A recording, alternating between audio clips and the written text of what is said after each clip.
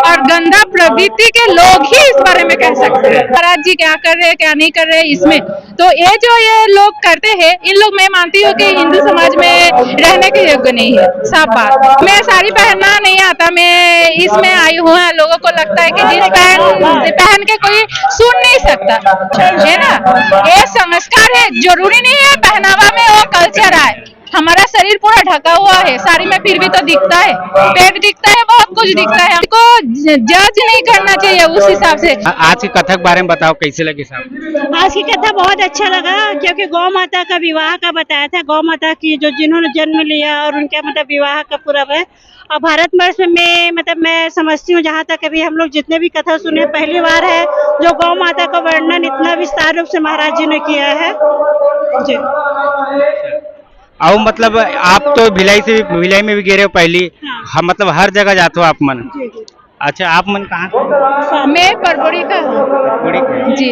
कैसे लगी साथ कथा? बढ़िया लगी। का विशेष आज की आज तो गौ माता के बारे में विस्तार से बताया है महाराज जी, उनका जन्म से लेकर विवाह तक का, और कल तो उनका मतलब संतान का कैसे प्राप्त करेंगे और कितना संतान उनका होने वाला है, इसके बारे में गुरु जी बताएंगे।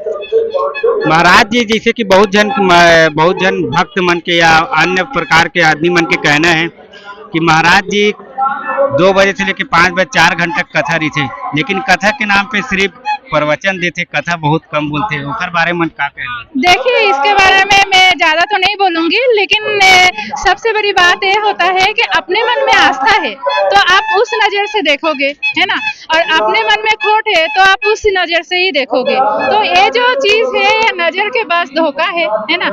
आप आए हो है ना कथा सुनने के लिए, शिव महापुराण सुनने के लिए आए हो, तो आपको उस चीज में ध्यान देना चाहिए, या फिर आप भगवान को खोजने आए हो, प्राप्त करने आए हो, तो आपको अगर उसमें आस्था है तो आप फोकस उसी में रखोगे, ना कि ये देखोगे कि महाराज जी क्या कर रहे हैं क्या नहीं कर रहे हैं इसमें।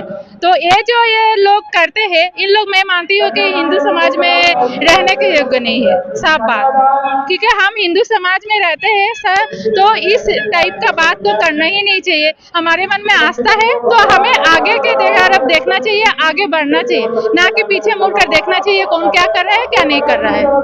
मैं तो इसके बारे में बिल्कुल गंदा आरोप है और गंदा प्रवृत्ति के लोग ही इस बारे में कह सकते हैं जी। क्योंकि आप सनातन हो तो सनातन के बारे में ही सोचोगे, आगे बढ़ने के बारे में सोचोगे, ना कि आप पीछे मुड़कर देखोगे कौन क्या कर रहा है क्या नहीं कर रहा है। एक सपोज अगर एग्जांपल दे, हम कथा सुनने आए हैं, लेकिन कोई ये करते हैं कि बगल में क्या कर रहे हैं इसमें इंटरेस्ट रखते हैं, है ना। तो आप क्या सुनने आए हो? ये सुनने आए हो बगल में कौन क्या कर रहे हैं, या फिर आप उस चीज को देख रहे हो? कथा वो चीज होता है, आपको थोड़ा सा भी उसमें प्राप्त हो रहा है, कोई भी चीज जो दिल में उतरे, दिमाग में उतरे, अपने मन में वो चीज बसाए। आप कर्म कितना करते हो, जैसे आज गौ माता के बारे में बताए गए हैं, ठीक है ना। तो आप यहाँ जितने लोग विजिट किए हैं उन लोगों से पूछे कितना % है जो गौ माता को आज के डेट में घर में पालन पोषण कर रहे हैं। सब तो खुला छोड़ दिया, शाम को जाके दारू पियेंगे, दूध कौन पिएगा? वो जगह जगह पे रोड में दिखते हैं। तो वही तो बता रहे ना, दूध कौन पिएगा? तो वो तो छोड़े हुए हैं, यहाँ सुन रहे हैं, जाके कान से निकाल देंगे या दिल में उतरेगा भी नहीं। लेकिन यहाँ मारपीट, लड़ाई झगड़ा ये सब भी करने आ जाते हैं लोग। कल तो सुनिए 8-10 लोग मिले भी है जो चोरी करने पकड़ा गया, 10 जन पकड़ा है। हाँ, तो ये इसके बारे में आप क्या कहना चाहोगे? मैं तो आपको ये सवाल कर बैठी हूँ कि इसके बारे में क्या कहना चाहोगे? अब का है, जैसे 5 उंगली एक बराबर जैसे नहीं रहे, मतलब अब यहाँ लाखों संख्या में कौन कैसे तेला हम तो बता नहीं सकन। उखर के बात है, उखर जैसे सोच वैसे प्रवृत्ति वैसे विचार। हाँ, तो इसीलिए छत्तीसगढ़ सबसे बढ़िया वाला एक कहावत आता है, तो आप बढ़िया बनाओ ना भाई। आप बनाओगे, आप अपने से चालू करोगे तब तो बढ़ने का आगे। Thank you.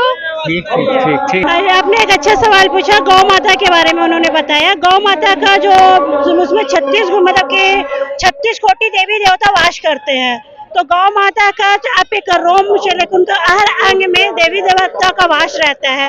तो गौ माता का गोबर का बात किया, जो आज भी वैज्ञानिक भी बोलते हैं। पहले पूर्व जमाने में जब हम लोग ना घर रहते तो उसको गोबर से लिपते थे, उसमें हमारा जितनी बैक्टीरिया थे वो दूर हुआ करती थी।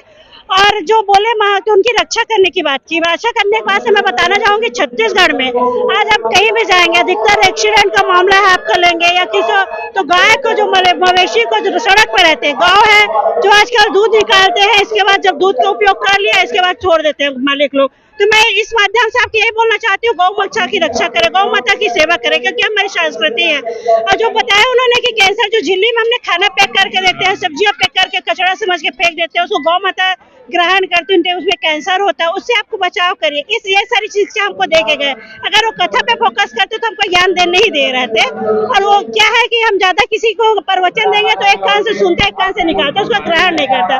तो महाराज जी छोटी छोटी चीजों को हंसी मजाक के रूप में और छोटे छोटे बड़ी बड़ी बातें छोटे छोटे रूप में बोलते हैं, आप उसको फोकस करिए। लोग यहाँ समस्या लेके आते हैं और उसका समस्या का समाधान करते हैं, महाराज जी इस पर फोकस करिए। श्री शिवाय से कुछ मानते हो क्या? लेकिन इस जगह पर बोलते हैं कि प्रवचन देते हैं, है ना? प्रवचन तो आज के डेट में देना चाहिए, क्योंकि आप सुनोगे तो उस चीज को सीखोगे। कम से कम 10 व्यक्ति के अंदर 2 तो सीखेगा, 2 से तो स्टार्ट तो होगा, 2 से 4 होगा, 4 से 10 होगा, तो कम से कम कोई ना कोई तो सीखेगा। तो ये प्रवचन जो है मैं मानती हूँ बहुत जरूरी है। इसमें शिक्षा जो मिलता है हम लोगों को जीवन में उतारना चाहिए। एक कान से सुनना है और एक कान से निकलने वाला बात नहीं है। ये एक्सीडेंटल केस बहुत होता है। अब रोड पर जाकर देखो, गौ माता पड़े रहते हैं भूखा प्यासा, झिल्ली क्यों खाएगा? आज के डेट में प्लास्टिक को जो खा रहे गौ माता, कैंसर हो रहा है। ये सही बात है, क्योंकि गौ माता को ही बस कैंसर नहीं हो रहा है, ये जो पॉलीथीन हम लोग यूज कर रहे हैं, इससे जैसे खाना वगैरह कोई भी चीज पैक होता है, इससे हमारा शरीर भी नुकसान होता है। इसमें 90% तो मैं कहना चाहूंगी आज के डेट में कैंसर का पेशेंट आप देख लो, हर घर में 10 घर में अंतराल एक कैंसर पेशेंट आपको मिल रहा है। तो आप सीख क्या रहे हो? आ रहे हो, ठीक है, कुछ बात ऐसे होता है जो आप अपने जीवन में लाइफ में नहीं उतार रहे हो, यहाँ आके सीख रहे हो, समझ रहे हो, तो उतारो ना भाई अपने ऊपर, है ना? आप उतारोगे, सीखोगे तब तो होगा। पहले ऋषि मुनि का देख लो, अपना पूर्वजों को देख लो, है ना? उन लोगों को देखो और कुछ सीखो। वो कल्चर है हमारा, आज के डेट में नहीं है ना? लोग एक नेचुरल चीज है, मैं साड़ी पहनना नहीं आता, मैं इसमें आई हूँ, लोगों को लगता है कि जींस पहन के कोई सुन नहीं सकता। लेकिन मैं बचपन से पैदाइश से काली माता शिव जी का पूजा करके बड़े हुई हूँ, है ना?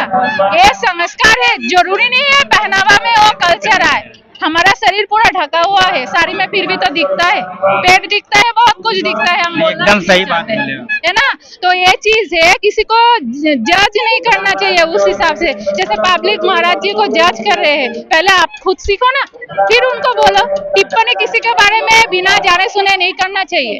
ये बहुत बुरा आदत है, बहुत बुरा कल्चर है हमारा। हिंदू या सनातन धर्म में ये नहीं सिखाते। जी बहुत बहुत धन्यवाद। श्री शिवाय नमस्ते। श्री